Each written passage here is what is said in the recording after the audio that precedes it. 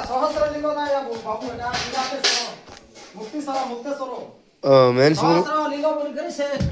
जे photo काढू ना तापरे से टीवी पीवी रे छाड़ ना देखि कर छथि। अच्छा एटा आना मुक्तेश्वर। अच्छा शिव नाम हूँ मुक्तेश्वर ना कि अच्छा अच्छा अच्छा सहस्रलिंग बोल छथि एटा गादा लिंग अछि। अच्छा अच्छा सहस्र ए भितरे आका 100 टा लिंग हबो। या भितर 100टा लिंग हबो। ए भितरे 100 हबो से तळे अछि से बडको अछि। अच्छा एपर जो शिव बाहर उठे एपटे स्थापना करहबनि ना कि सेटा करा हबो ना बाबू पूर्व एटा पिता पुरुष मन कहीं कहले एपटे आम जा कला बेले बाजी गले जार पाप से बळबो सेटा आगता के काढबो के किस करबो जोर दुका अच्छा ये शिवलिंग माने गोड़ बाजिया कथा नुह ना कि बाजवा कथा ना सावधान करे आसो बोल करता आगे को होछि छोटा अच्छा छोटा एडी लागा में साची। हाँ हाँ हाँ हाँ हमर एटी केते कोन पिला माने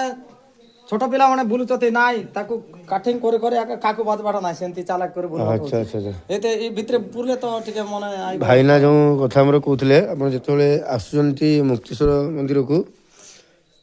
गाँ ना कण कुटुणी पदर तो चारिपटे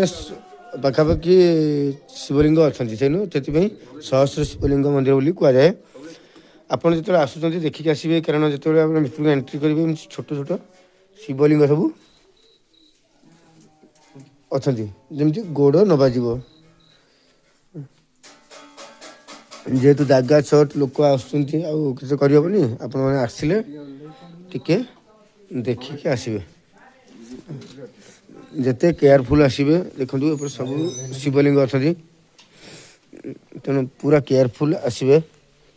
गोड़ न बाज देखो ये सब स्वयंभू बाहरी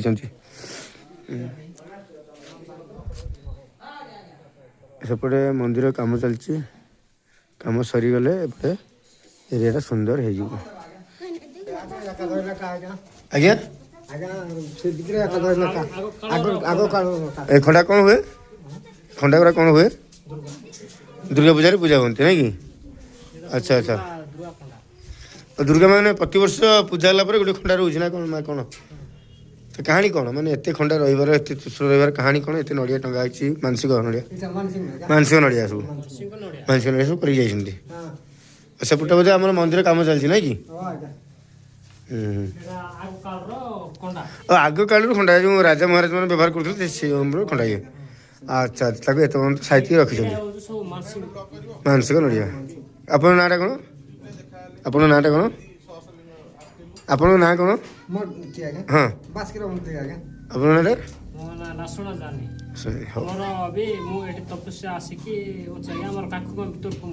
आप पूजापूजी करती मंदिर ना कि ये बलि प्रथा अच्छी ना सेमती किसी ना एत खंडा जेहेतु अच्छे बलि प्रथा किसी ना खाली नड़िया मानसिक ना कि अच्छा अच्छा अच्छा अच्छा अच्छा धन्यवाद।